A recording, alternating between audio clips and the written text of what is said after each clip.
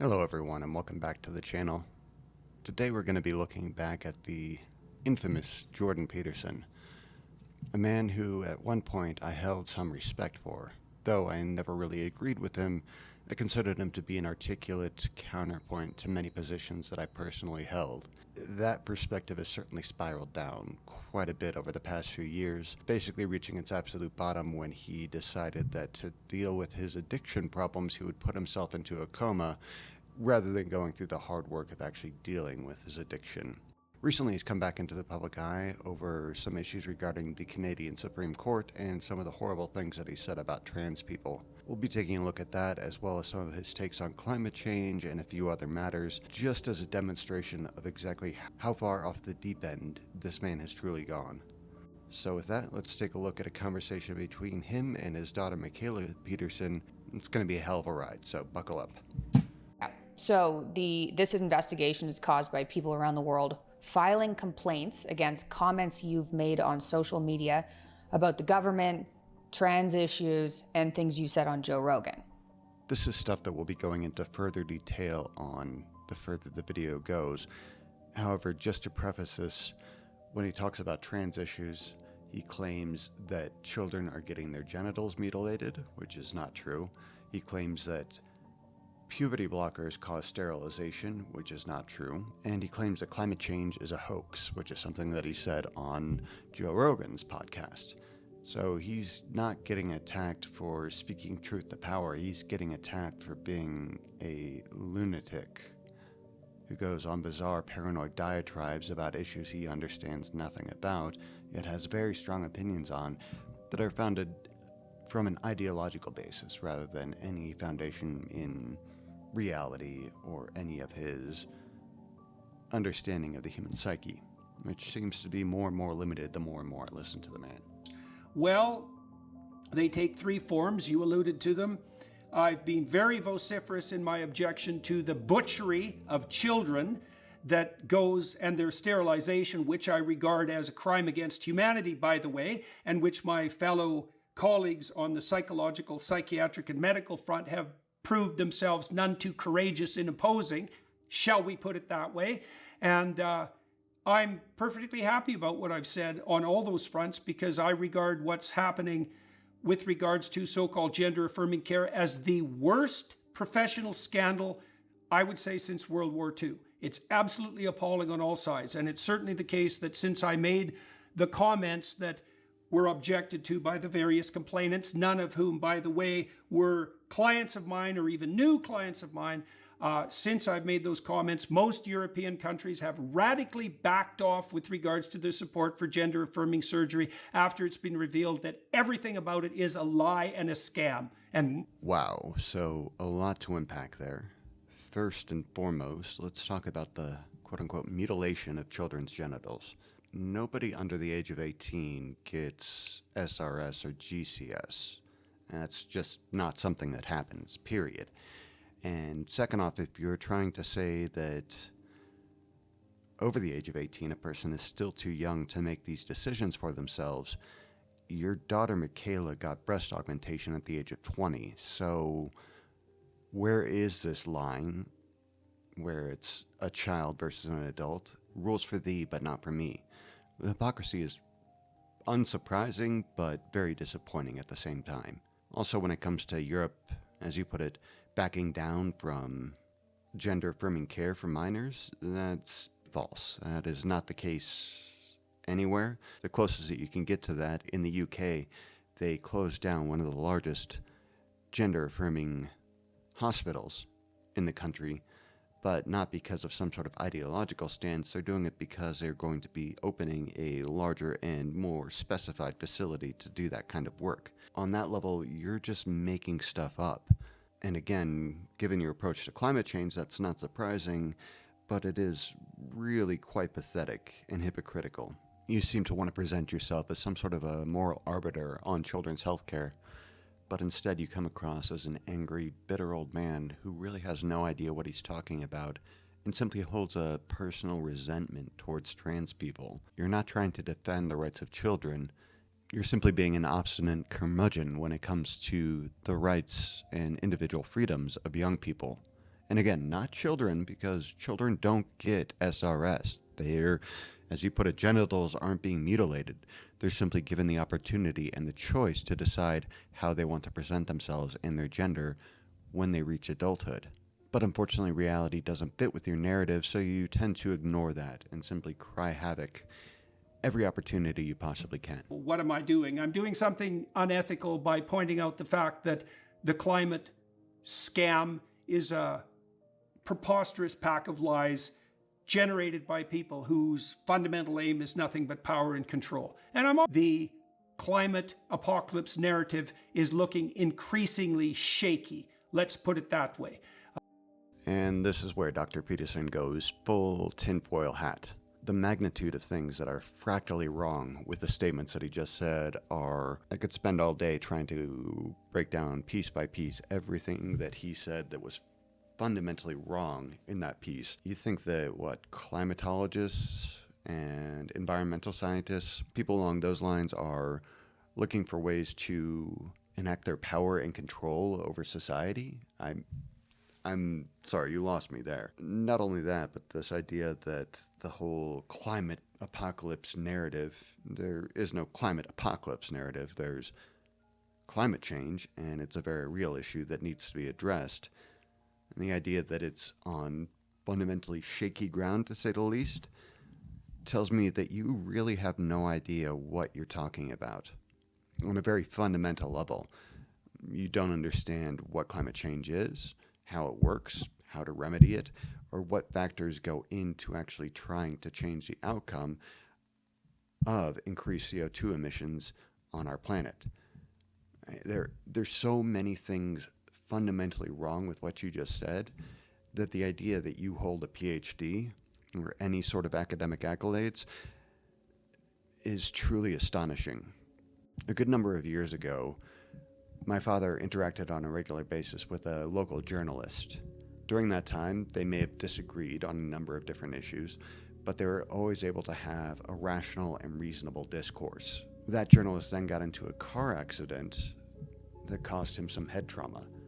And from that point forward, the man was a paranoid, conspiratorial lunatic. And when I look at how Jordan Peterson has changed over the past few years, ever since coming out of his coma, I'm not trying to say this to belittle or demean him. I can do that in plenty of other ways. I honestly think that there is something going on with his brain. I think that he suffered some sort of brain injury that is causing him to go so far off the deep end that it's honestly painful to watch. On some level, I do feel bad for the man, for how far off the deep end he's gone. But on another level, I see the kind of impact that he's having on society as a whole, and I feel a lot less bad. His hypocrisy when it came to recovery caused him to take drastic measures to get off of benzodiazepines, and as a result, he was stuck in a coma for an extended period of time, after which, when he came out, he was a fundamentally different person.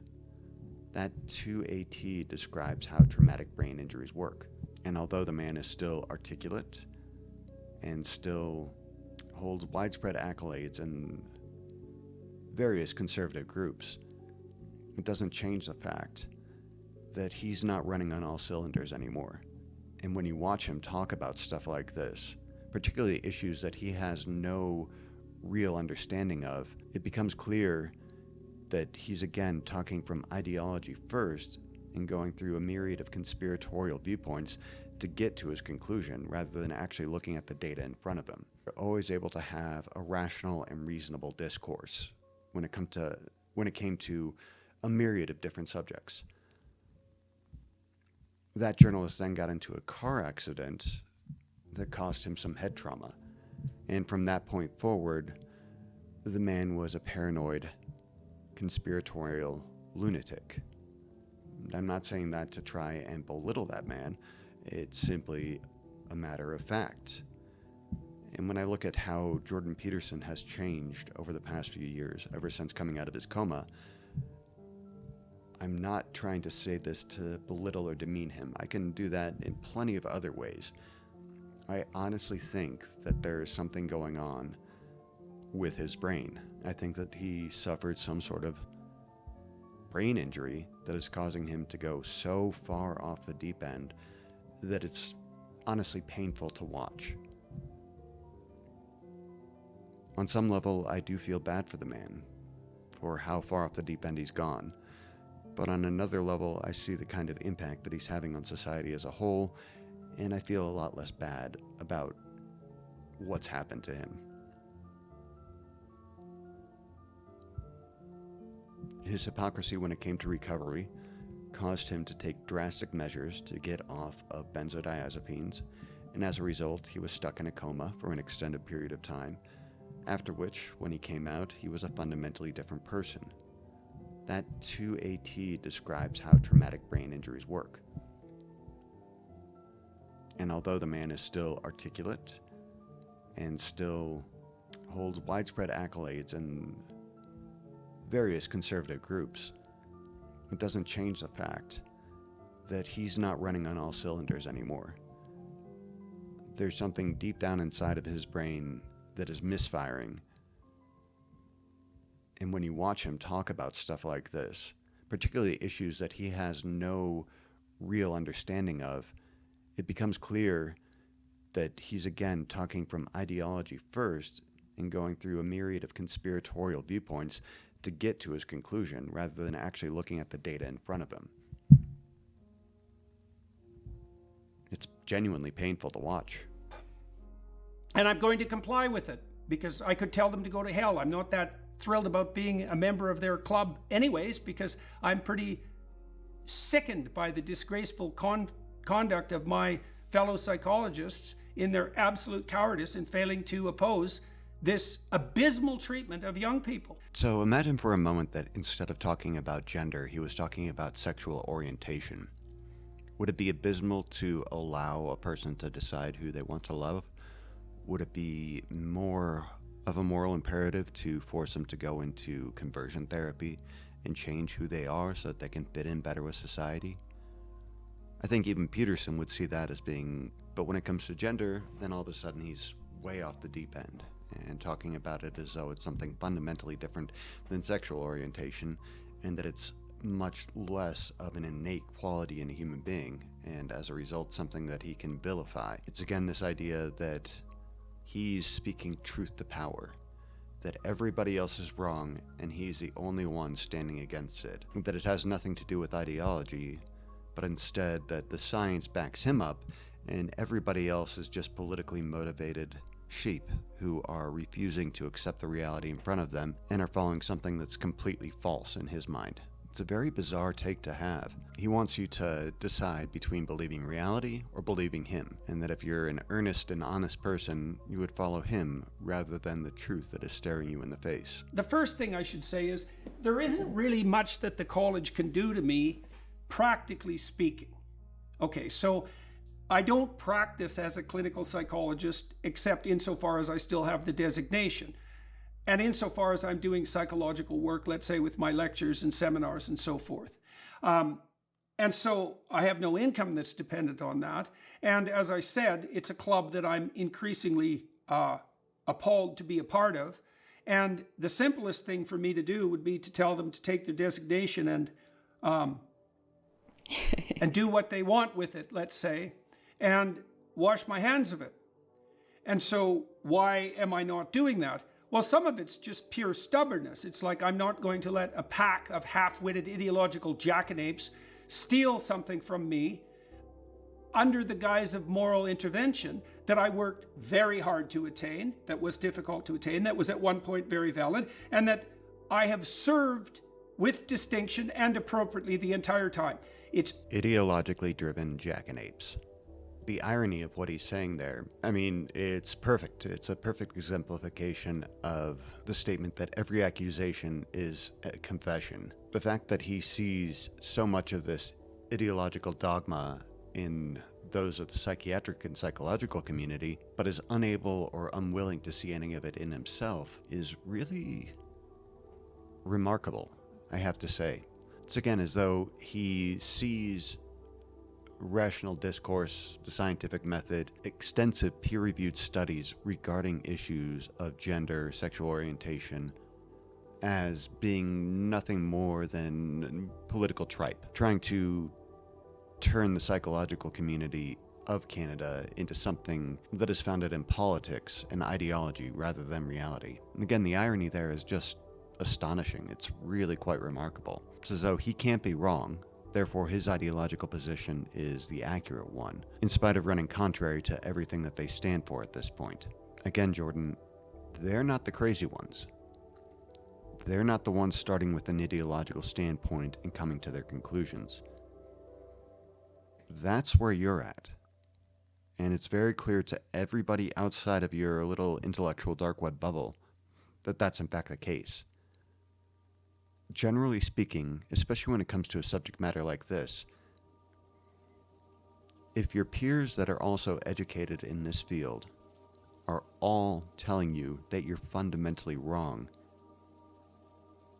the most dishonest thing that you can do is to look at them all and say that they're simply ideological jackanapes, that you're the only one that's right, and they're all merely puppets to this elusive authoritarian power that you seem to think is controlling everything when it comes to your field of study. Again, I honestly am not saying this is an insult, but I do not think his brain is firing on all cylinders the way that it used to. There's something going on there, and it's really quite disturbing to see in action. Generally speaking, especially when it comes to a subject matter like this,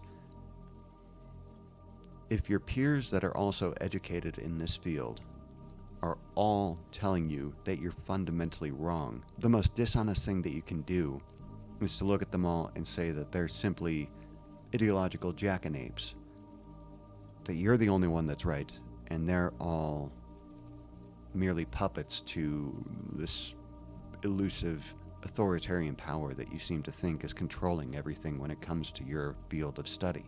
I honestly am not saying this is an insult, but I do not think his brain is firing on all cylinders the way that it used to.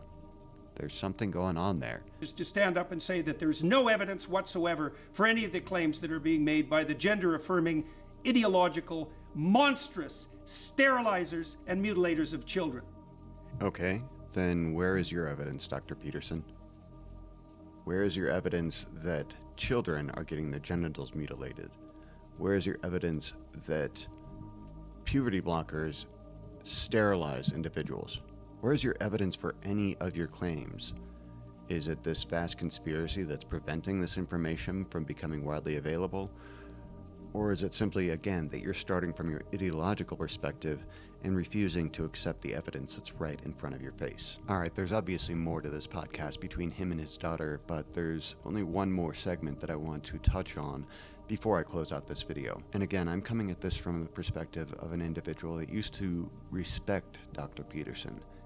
In spite of rarely agreeing with him, I respected him as a professional and as an academic. Just looking at this now, you can see how absurd it is to consider this man to be an academic or professional of any kind. He's an ideologue first, a public speaker second, and in a distant third, he may possibly still be considered an academic on some level. Oh, there's a hard question, because you're between a rock and a hard place now.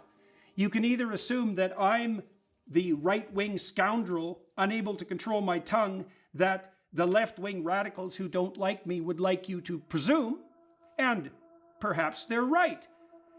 Or you can assume that the Canadian judicial system and the regulatory system and the legislative system to some degree, as well as the education system and the healthcare system, has become so bloody corrupt that it can't be trusted in its dealings with you as individuals or in its dealings with professionals such as myself.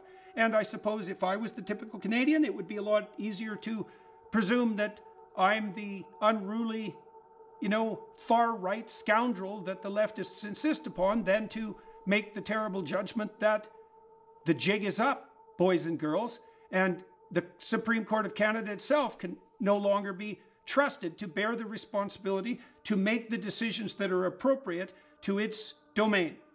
Well, there you have it, folks. He admitted it himself. Either he's wrong, or everybody else is wrong.